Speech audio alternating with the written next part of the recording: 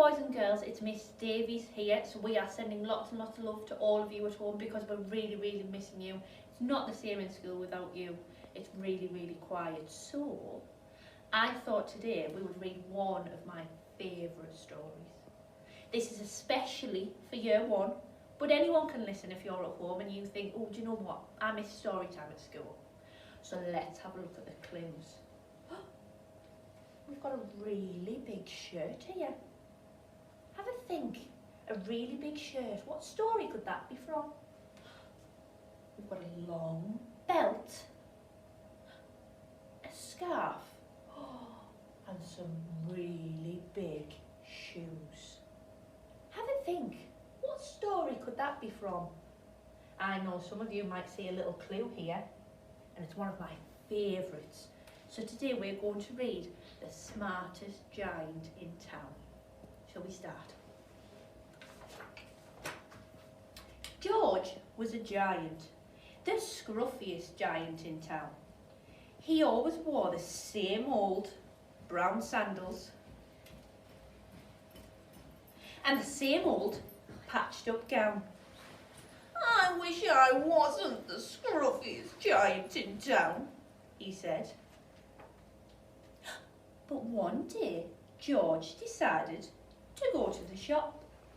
It was full of smart new clothes, so he bought a smart new shirt, a smart pair of trousers, a smart belt, a smart stripy tie, some smart socks with diamonds up the side, and a pair of smart, shiny shoes.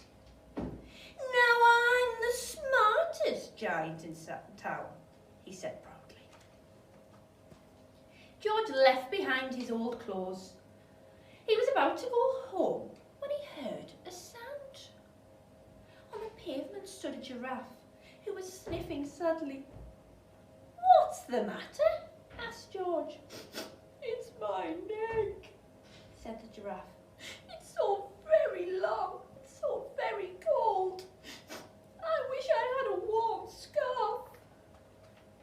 Cheer up, said George, and he took off his stripy tie. It didn't match my socks anyway, he said, as he wound it round and round the giraffe's neck. It's a wonderful scarf. Thank you, said the giraffe. As George strode towards home, he sang to himself. My tie is a scarf for a cold giraffe, but look me up and down. I'm the smartest giant in town. George came to a river. On a boat stood a goat who was bleating loudly. What's the matter? Asked George. It's my sail, said the goat. It blew away in a storm.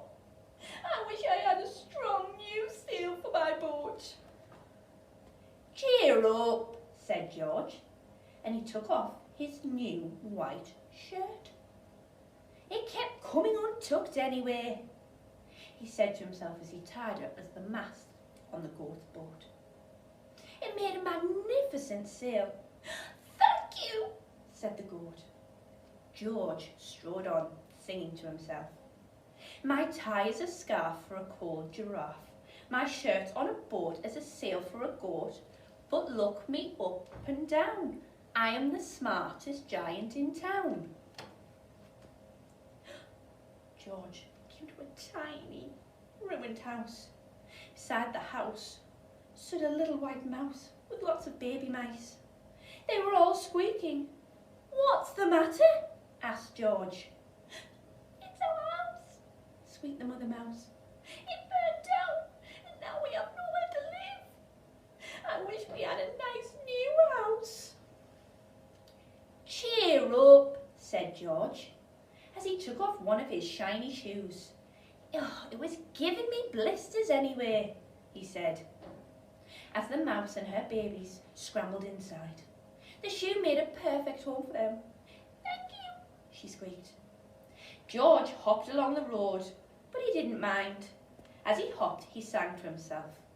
My tie is a scarf for a cold giraffe. My shirt's on a boat as a sail for a goat. My shoe is a house for a little white mouse. but look me up and down, I'm the smartest giant in town. George came to a campsite. Beside a tent stood a fox who was crying. "What's the matter?" asked George. "It's my sleeping bag," said the fox. "I dropped it in a puddle. I wish I had a warm, dry sleeping bag."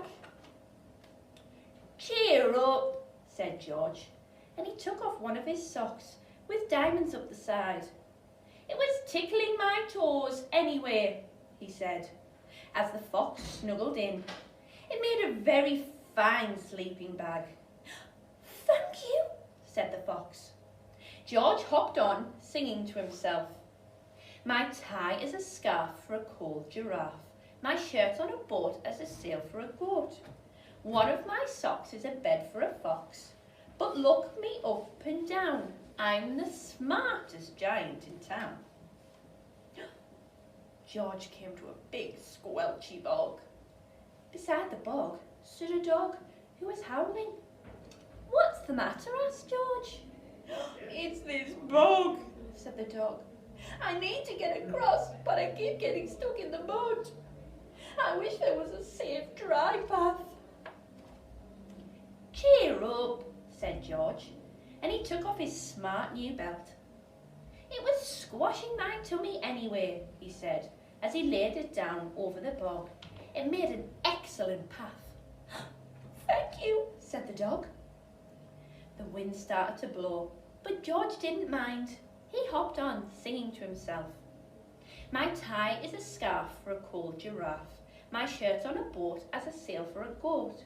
My shoe is a house for a little white mouse. One of my socks is a bed for a fox.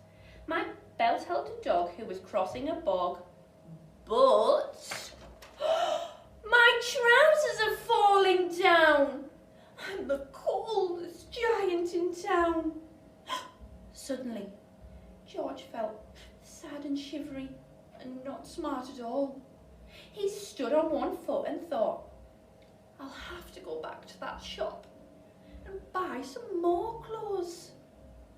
He turned around and hopped all the way back to the shop. But when George got there, it was closed. "Oh no!" cried George. He sank down onto the doorstep and a tear ran down his face. He felt as sad as all the animals he'd met on his way home. Then, out the corner of his eye, he saw a bag with something inside. George took a closer look. "My gown!" he yelled. "My dear old gown and sandals!" George put them on. They felt wonderful and comfortable. "I'm the cosiest giant in town," he cried, and danced all the way back along the road.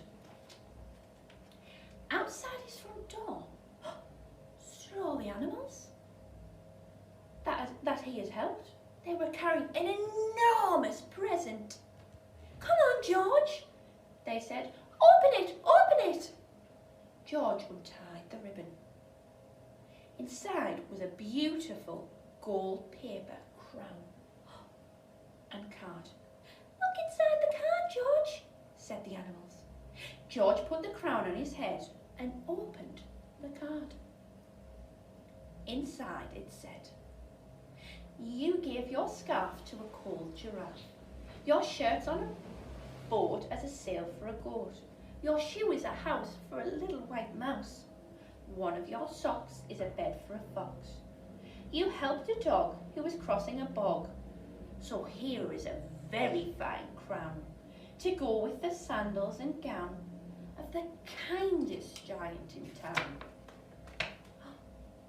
And that's the end of our story. We'll have another story for you soon. Bye.